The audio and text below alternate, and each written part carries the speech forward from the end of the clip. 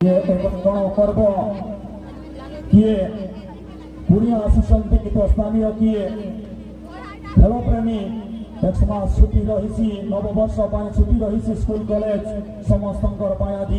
गोटे मिलन पर्व क्लब के तमाम सदस्यों के साथ साथ हमारे निमंत्रित अतिथिगण खिलाड़ियों का साथ हुए इस यादगार पल को कैमरा में कैद करते हुए टिंकू बारिक जी और तमाम यूट्यूबर साथियों कैमरा मैन मीडिया सभी को ढेर सारा शुक्रिया आप सबों का बड़ा योगदान के लिए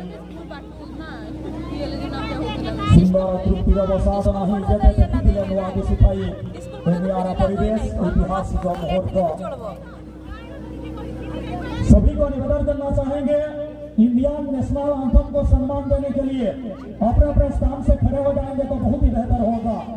इंडियन नेशनल एंथम को सम्मान देने